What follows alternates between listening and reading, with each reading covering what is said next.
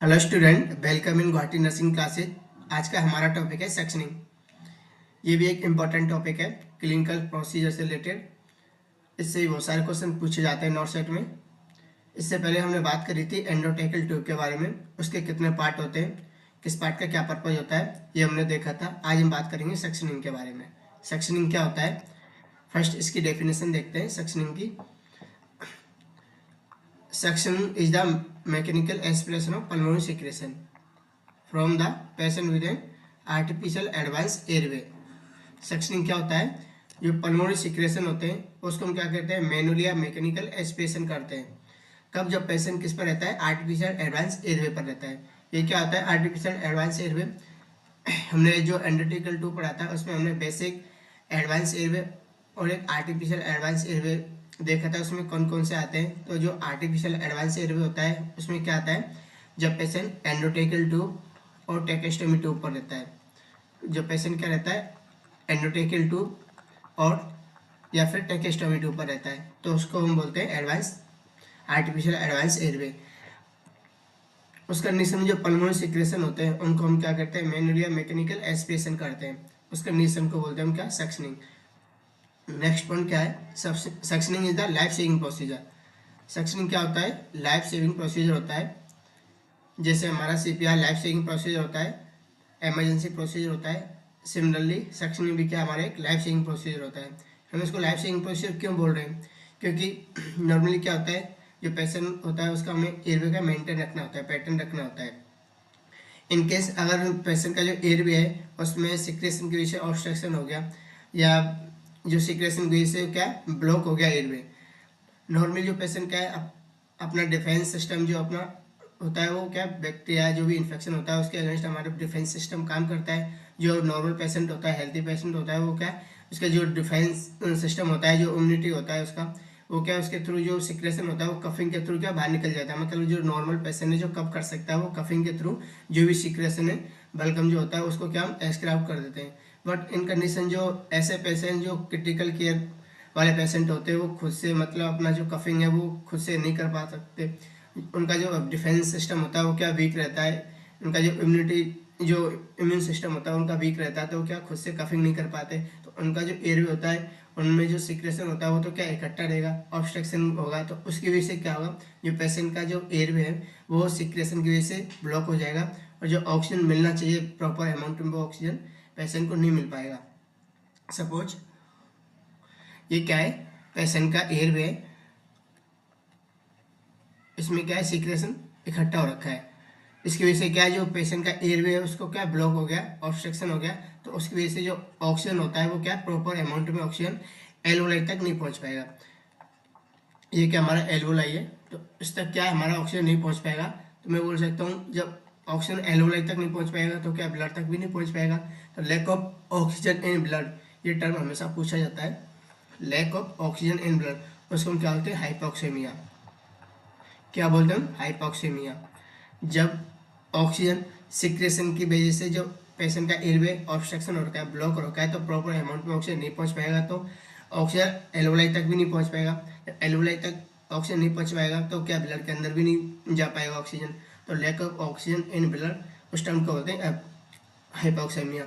Then फिर क्या होगा, oxygen lack of oxygen in tissue, tissue तक भी ऑक्सीजन नहीं पहुंच पाएगा, तो उस टर्म को हम क्या बोलते हैं, हाइपोक्सिया। ये हमेशा याद रखना है।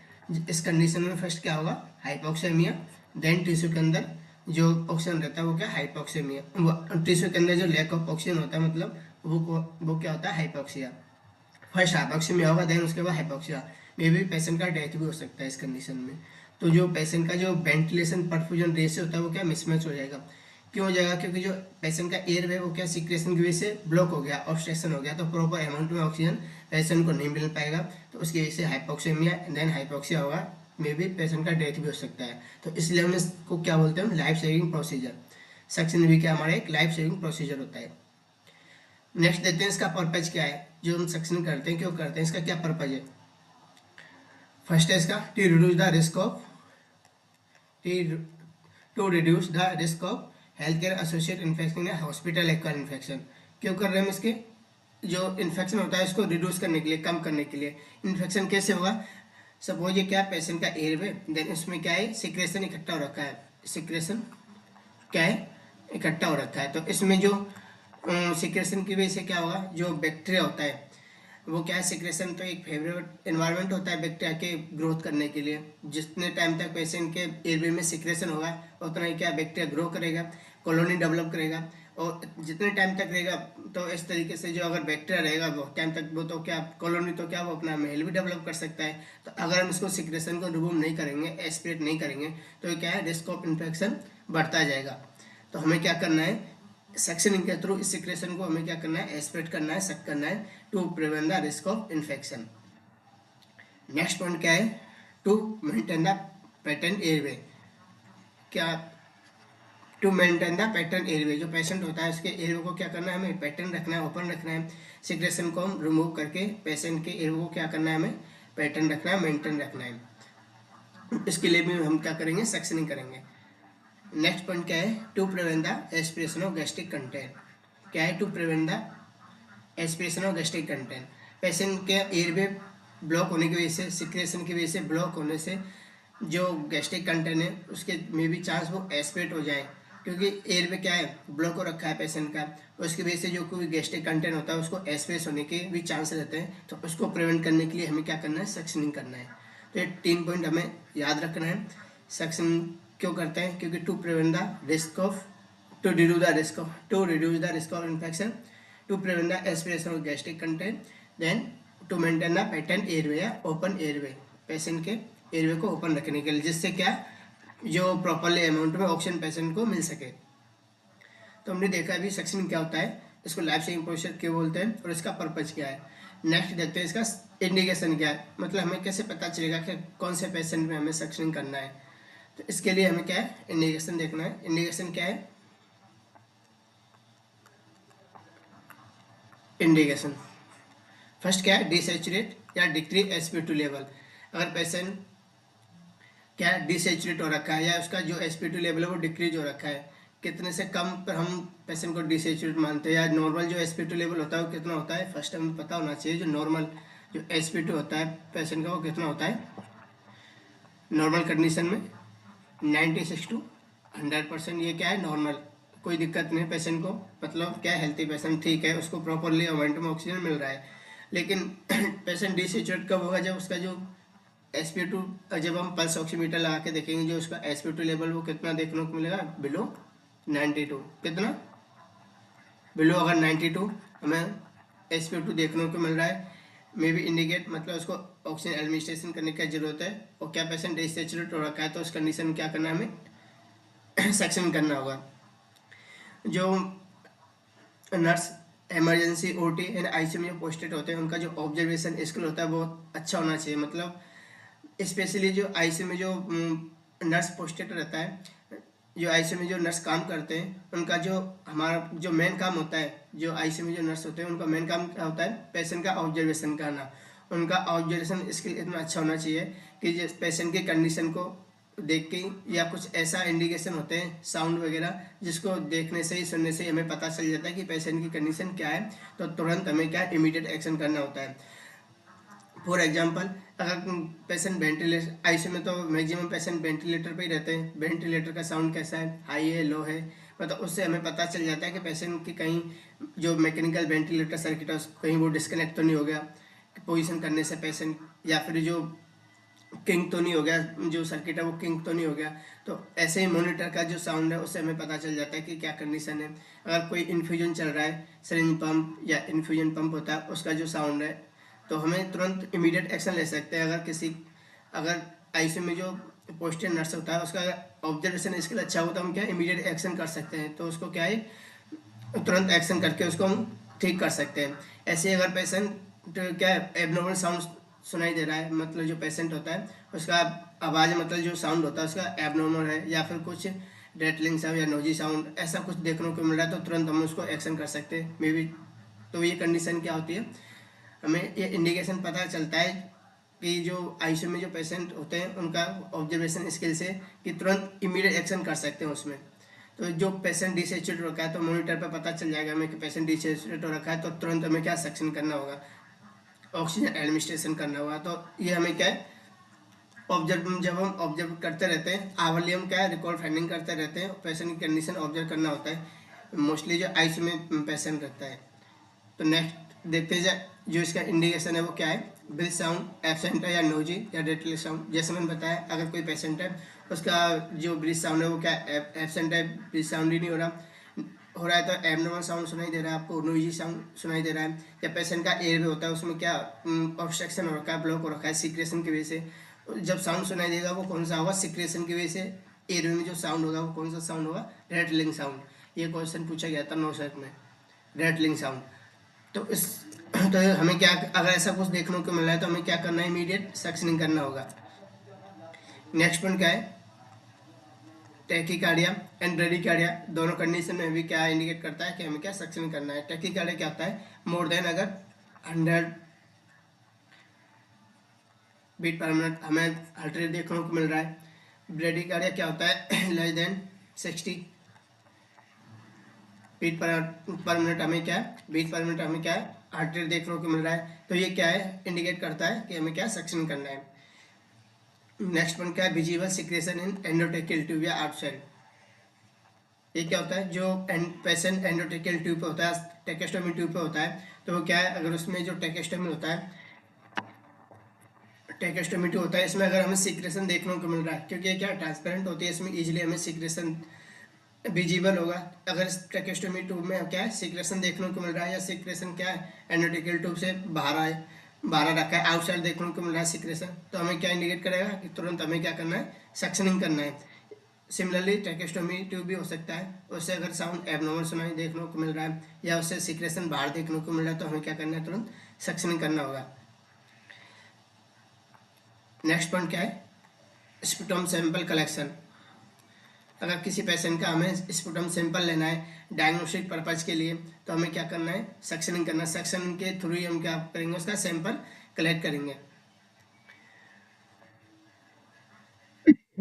नेक्स्ट पॉइंट क्या है, high pressure mechanical ventilation alarm. अगर हमें हाई प्रेशर मैकेनिकल वेंटिलेशन जो होता है उसका अलार्म सुनाई दे रहा है हाई प्रेशर, तो क्या इंडिकेट करेगा है कि जो पेशेंट का एयरवे क्या हो रखा है, ऑब्स्ट्रक्शन हो रखा है, ब्लॉक हो रखा है, जो एयर वो पेशेंट का जो ट्यूब है क्या या कहीं डिस्कनेक्ट तो नहीं हो गया। या फिर हाई प्रेशर अलार्म कब होता है, जो सिक्रेशन की वजह से एयरवे क्या ब्लॉक हो जाता है, ऑब्स्ट्रक्शन हो जाता है, उस कंडीशन में क्या हमें सक्शनिंग करना होगा।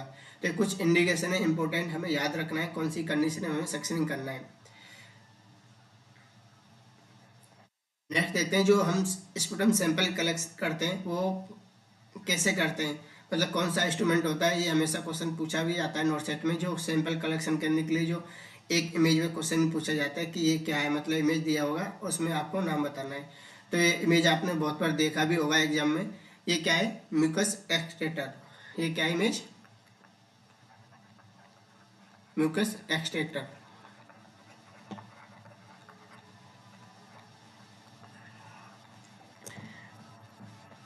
ये कैसे हम इससे हम कैसे सैंपल कलेक्ट करेंगे, ये क्या है, ये जो पोर्ट है ये क्या है, जो सक्शन ट्यूब होता है उससे हम क्या करते हैं, इसको कनेक्ट करते हैं सक्शन ट्यूब से। सक्शन ट्यूब से क्या, इसको हम जो पोर्ट है ये इसको हम इससे सक्शन ट्यूब से कनेक्ट करेंगे। तो हम जब सक्शन प्रेशर अप्लाई करेंगे तो ऑटोमेटिकली क्या है, जो पेशेंट का जो सिक्रेशन होता है वो क्या इकट्ठा हो जाता है, इस कंटेनर के अंदर इकट्ठा हो जाता है, कलेक्ट हो जाता है ऑटोमेटिकली जब हम सक्शन प्रेशर अप्लाई करेंगे इस पोर्ट के थ्रू। ये जो पोर्ट है हम इसको हम किससे करेंगे, जो सक्शन प्रेशर होता है उसका जो ट्यूब होता है उसको हम क्या करते हैं, इससे कनेक्ट करते हैं। जब सक्शन अप्लाई करेंगे तो ये क्या है, ऑटोमेटिकली ये क्या हो जाएगा, सक्शन इस कंटेनर में कलेक्ट हो जाएगा। इसके दो पोर्ट होते हैं, port first and port second.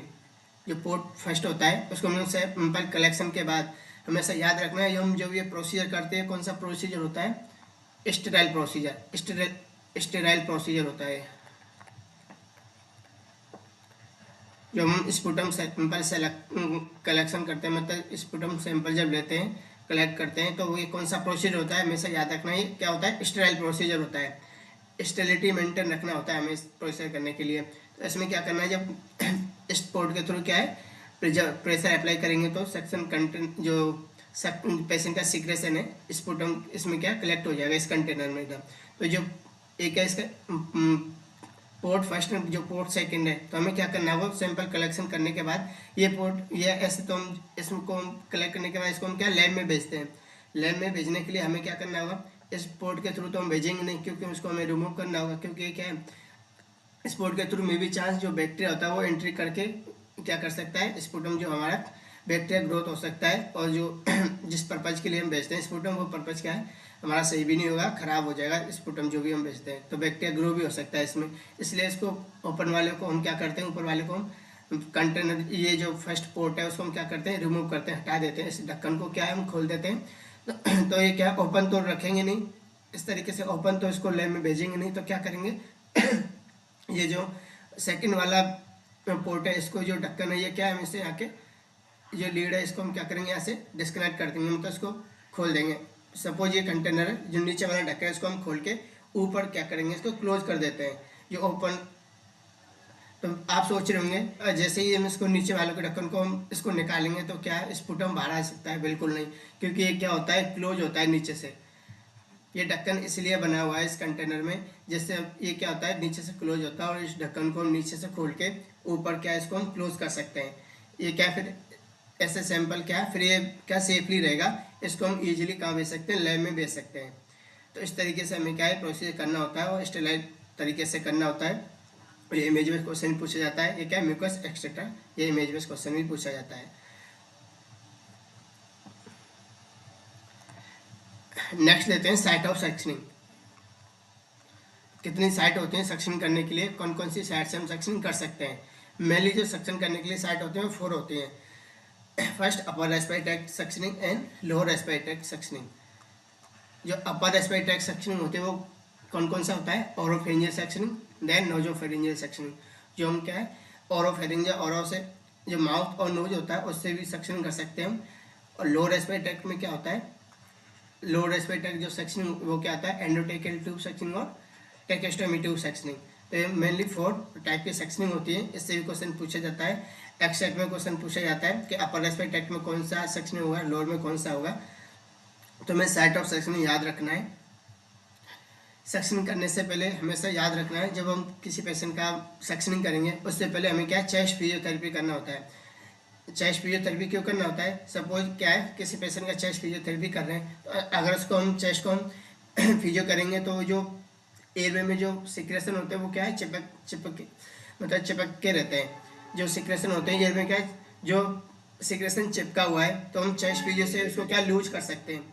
Chest physio करके किसी पेशेंट का जो सिक्रेशन होता है एयरवे में का चिपका रहता है, तो उसको हम चेस्ट फिजियोथेरेपी देके तो उसको हम क्या कर सकते हैं, लूज कर सकते हैं। जैसे हम सक्शन अप्लाई करेंगे तो वो क्या उसको सक कर सकते हैं, तो लूज होगा जैसे सिक्रेशन, तो उसको हम क्या करते हैं सक्शनिंग के थ्रू एस्पिरेट कर सकते हैं जो भी सिक्रेशन है। तो हमें क्या करना होता है, सक्शन करने से पहले हमेशा चेस्ट फिजियोथेरेपी करना होता है।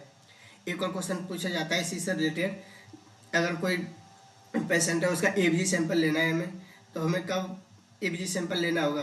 अगर आपको किसी डॉक्टर ने ऑर्डर दिया है कि सर वो एबीजी सैंपल किसी पेशेंट का लेना होता है, तो हमें क्या करना है, एबीजी सैंपल कब लेना होगा, बिफोर सक्शनिंग हमें एबीजी सैंपल लेना है हमेशा।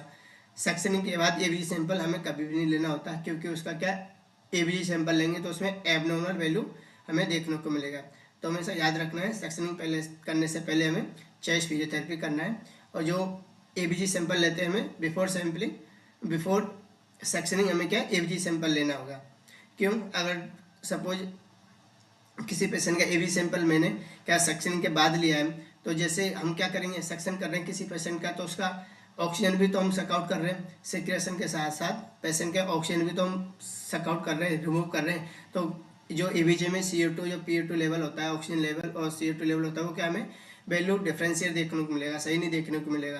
तो इस कंडीशन में हमें हमेशा याद रखना है एबीजी सैंपल बिफोर सक्शनिंग हमेशा लेना होगा, और सक्शनिंग करने से पहले हमें चेस्ट फिजियो करना होगा।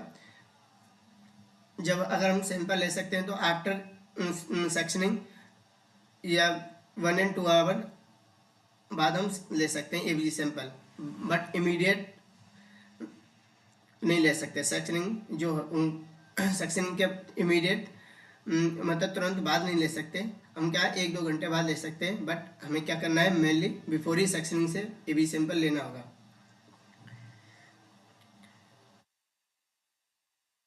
नेक्स्ट क्या है, ये क्वेश्चन भी पूछा जाता है, अगर कोई पेशेंट है उसका हमें अपर रेस्पिरेटरी का सेक्शनिंग करना है तो फर्स्ट हम किसको प्रिफर देंगे, मतलब फर्स्ट जो सेक्शनिंग करेंगे वो कौन से जो अपर रेस्पिरेटरी ट्रैक्ट होता है कौन से पोर्ट से, मतलब कौन से सिस्टम से हमें क्या करना है, फर्स्ट सेक्शनिंग करना है। अगर अपर रेस्पिरेटरी ट्रैक्ट सेक्शनिंग के लिए हमें बोला गया है तो हमें क्या करना है, फर्स्ट किससे सेक्शन करना है, माउथ से। किससे करना है, माउथ।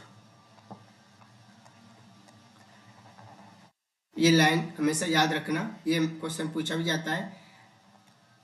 फर्स्ट सेक्शन हम किससे करेंगे, माउथ से करेंगे, देन उसके बाद नोज से सेक्शन करेंगे। तो इसको याद रखने के लिए कैसे याद रखना है, ABCD में जो अल्फ़ाबेट होता है एम फर्स्ट आता है, देन उसके बाद एन आता है, तो हम क्या इस तरीके से इसको याद रख सकते हैं। तो फर्स्ट क्या होगा एम, तो इसको हम किस तरीके से, ABCD में जो अल्फ़ाबेट होता है तो फर्स्ट क्या आता है, एम आता है। तो इसके लिए हमें क्या है, जो सेक्शन करना होगा फर्स्ट हमें माउथ से करना होगा, देन उसके बाद नोज से करेंगे। फर्स्ट नोज से हम क्यों नहीं करते, क्योंकि अगर हम फर्स्ट अगर नोज से सेक्शनिंग करेंगे तो वो रिस्क ऑफ एस्पिरेशन के चांस ज़्यादा रहता है। उसमें क्या रहता है, रिस्क ऑफ एस्पिरेशन का चांस ज़्यादा रहता है। क्यों रहता है, क्योंकि वेगस नर्व स्टिमुलेशन की वजह से। नोज से हम सेक्शनिंग करेंगे तो वेगस नर्व स्टिमुलेशन होगा, उसकी वजह से रिस्क ऑफ एस्पिरेशन इंक्रीज होगा, ज़्यादा होगा। इसको रिड्यूस करने के लिए, कम करने के लिए हमें क्या करना पड़ता है, माउथ से सेक्शन करना पड़ता है। Reduce risk of aspiration, risk of aspiration मतलब कंपेयर टू नोज, जो रिस्क ऑफ एस्पिरेशन होता है वो इंक्रीज होता है नोज से कंपेयर टू माउथ। माउथ से कम रहता है, बट नोज से हमें फर्स्ट नहीं करना है, फर्स्ट किससे करना है, माउथ से करना होगा। तो आज हमने देखा सेक्शनिंग क्या होता है, इसका पर्पज क्या होता है, कौन से पेशेंट में हम सेक्शनिंग करेंगे, इसका साइड क्या होता है, सेक्शनिंग के साइड कितना होता है, और जो फर्स्ट प्रीफर देंगे हम किसको देंगे, माउथ को हम क्या फर्स्ट सेक्शन के लिए प्रीफर करते हैं।